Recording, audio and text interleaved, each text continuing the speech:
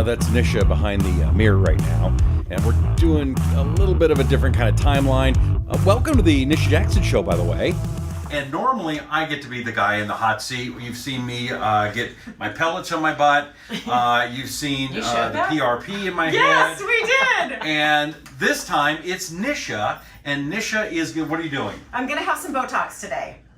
I'm going to take care of a few little fine wrinkles. I've been getting Botox for many years now. That sounds very scary. I like to keep updated on my Botox, isn't that like poison that you put in your face? Yeah, but it's the actual toxin that you should keep in your life and get rid of all the other ones. Oh. It's the one toxin you need in your life.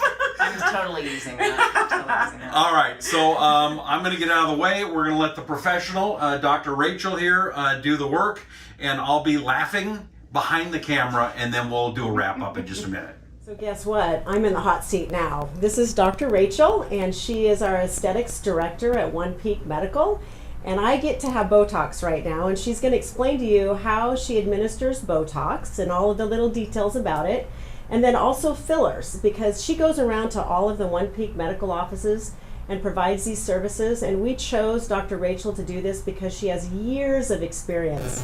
She's been in private practice and is very comfortable and very careful with her patients. So take it away, Dr. Rachel. Okay, I love it when you're in the hot seat, by the way.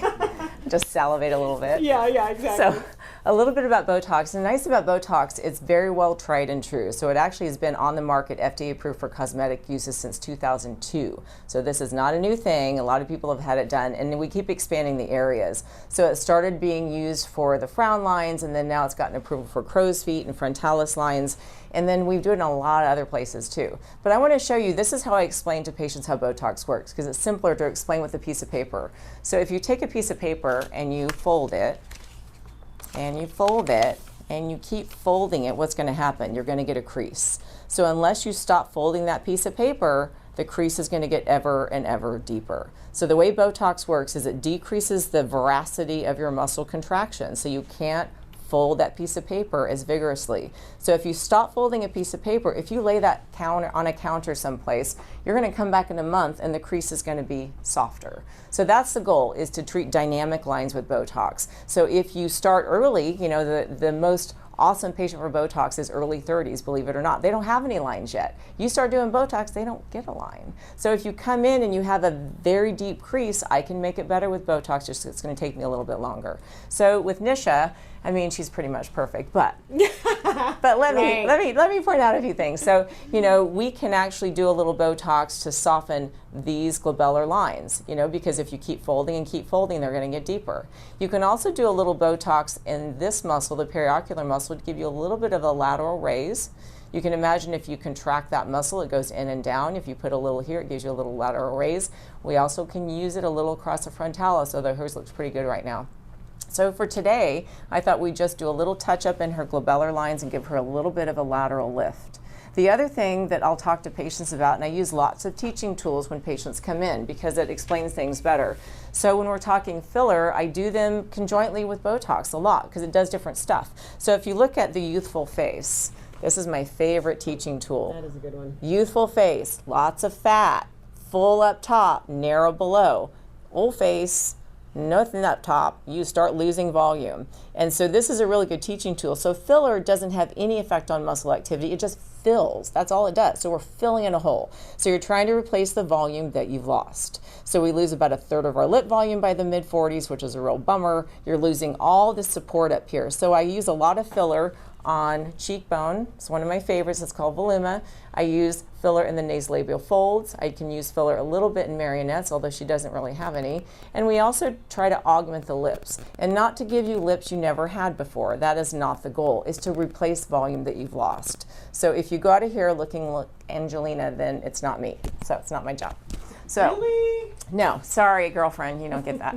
So we'll start with what we do with Botox. And a lot of patients are like, oh gosh, does it hurt? It's a needle. It's a little tiny needle, guys. We use ice to numb it before. It's a 5-minute treatment. So once I've done my assessment, I'm going to make some dots on her, figure out how much we need. We're going to draw it up. The injection itself really is 5 or 10 minutes. Well, how about filler? Well, filler's a little bigger needle. So what we like to do before filler is I have patients come in a little early. We put on some numbing cream. And also in the gel, there's lidocaine. So it's made a huge difference in comfort. So as far as filler, I have lots of different fillers that I choose from.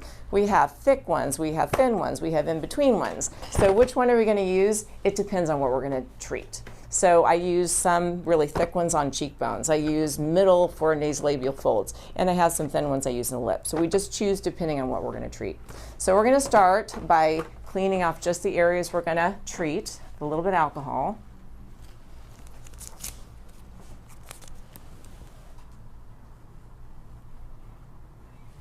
And let's just do a little bit of a lift and a little bit of a lift. So then I always like to dot where I'm going to inject. I swear it comes off. It's Sharpie, don't panic. So make me that angry face. So we're just going to do a little bit here. And then raise your eyebrows really high. So we want to get a little more height out of those suckers. Let's don't get too close there, Rusty. So, he's getting awfully close. Let's don't do the Zoom quite yet. So then we're just going to make a note of where we're doing the injections. And there always should be, if you have Botox, some kind of a record of where you've injected and how many units, because some people do pull asymmetrically. So if she came back the next time and said, man, this side was still really pulling, we'll know we have to make an adjustment. So I'm just going to make a note about how many units I'm going to put in. And then we have a total. So we're only going to use, let's see, about 7.5 units, just a little touch up this time. So I'm just going to draw that up. So I always put my patients to work, no rest for the weary. So what we're going to start with is you just icing between your eyebrows. So icing for me does two things. It helps with a little poke of the needle, which is minimal, but it also makes your blood vessels constrict a little bit, so you're a little less likely to bruise. And who wants to get a bruise?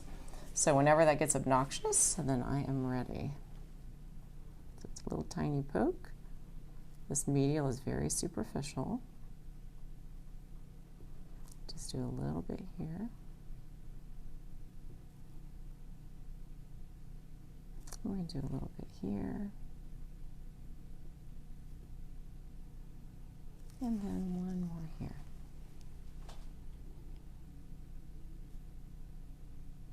And we are done with this area. So that's all there is for that. And then I'm going to have her ice right in that eyebrow for me. Right there.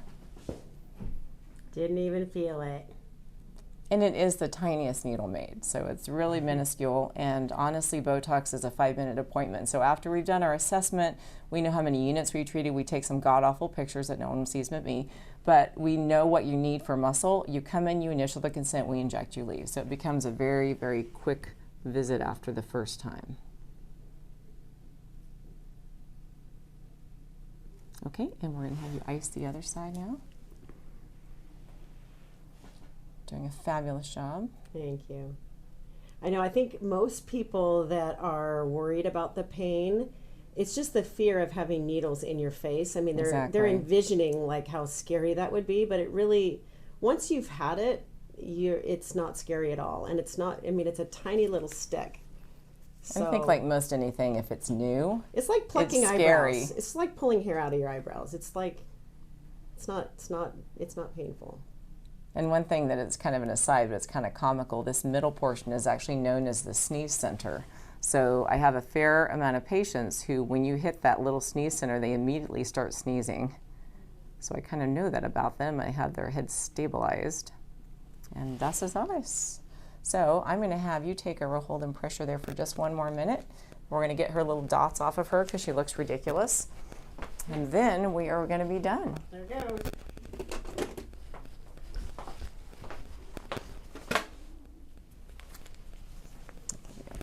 Here. So what does it feel like right now to you, Nisha? Doesn't feel any different at all. I mean, some people, the first time they have it, they'll say, wow, it feels so weird. I don't feel like I can move my muscles. Well, that's kind of the whole idea. It usually takes longer than that. Rachel can talk about that, the full effect of the Botox treatment and how long you really get full effect. And some things that can go wrong, but For the most part, it doesn't really feel any different at all. Post Botox, it's important to do a few things that Rachel will talk about also. Well, one thing I do get that, especially for timers, are like, I can't move already. Well, it doesn't work that fast, hate to tell you, but a lot of times just that little bit of volume you put in it makes it feel like something's happening, but it doesn't do squat for the first 3 to 4 days. About day 3 to 4, when she really tries to frown, she's going to notice she can't pull quite as hard, but the maximum effect is in 2 weeks. So in 2 weeks, I don't want her to have a lot of activity there, and that's the goal. And then how long does it last? Well, when you first start doing Botox... And when you say a lot of activity there, explain what that means. So I don't want her able to really furrow her brow. I want some movement, because if you've seen people on TV, they're smiling and there's no activity up there, it looks frankly weird. So I want some movement, but if she can still accordion up that skin, she's still making that crease worse. We're not doing our job. So especially new clients, if I'm getting used to their muscle mass, I'll say, look, in 2 weeks, if you can still really move that muscle vigorously, you might need a little bit more Botox. And then it lasts for about 3 months when you start. So we arbitrarily will make her an appointment to come back in 3 months. But if she keeps up with it, what happens, I'm going to put a little arnica gel on there, which helps with the bruising risk. So if you keep up with it, your muscles atrophy. It's kind of like when you're lifting weights. If you stop lifting weights, your muscles get smaller. So that Botox will start to last just a little bit longer. So we'll know when she comes in for an appointment, I'll say frown, there's no activity at all. We'll know next time we can go a little bit longer. And what I'm putting on now is just a habit of mine. I like to always put on a little bit of arnica gel after injections. It reduces a little bit the risk for her getting a bruise. So making the facial expressions afterwards helps? Every time you leave, you will go home with a little aftercare sheet every single time. So the most important thing is for the first hour, you're going to make faces at people. So you're going to frown, you're going to raise your eyebrows. They're going to think you're a little bit odd. So just for an hour, you keep doing that, about every 5 minutes. After the first hour, stop doing that, because now you're just making your creases worse. The main thing beyond that is do not massage the area, because I don't want somebody rubbing it into an adjacent muscle and coming back to me with some weird droop. So you are going to do activity, but you aren't going to massage it. You can wash your face afterwards. I just don't want you massaging it. So that's the big thing with Botox. Filler's a little different. When we do filler, there's a little more complex aftercare instructions because we have a gel now involved, and we do not want an infection getting in the gel, so you can't put any makeup on for a 24-hour period. You have to be really cautious not to get bacteria in the hole, so it's a little more intense as far as aftercare, but beyond that, Botox is pretty simple. So make an angry face and don't massage it. All right. Piece of cake. Sounds good. Thanks, Rachel. You're welcome. 2 weeks, I'll show you my face. Yeah, I won't, 2 weeks. I won't have that angry look. Thank you. Thank you. I would have cried.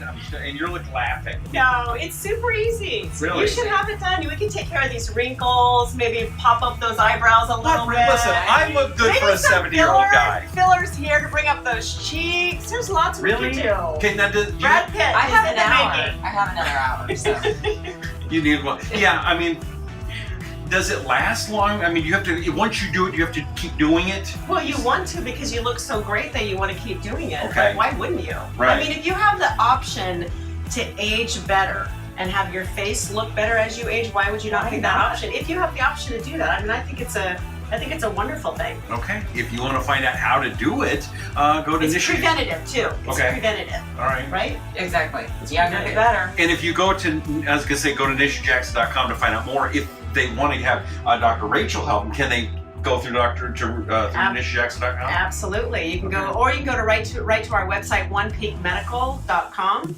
And Dr. Rachel, you can book an appointment and come see her. Come see her. Fly out from all over the world. She's People the do come best. see her. She's the best. All right. We sure appreciate you. Don't forget to subscribe. Hit that subscribe button, the like, the share. We sure appreciate you. Until next time, I'm Rusty Humphries. She's Nisha Jackson, and this is The Nisha Jackson Show.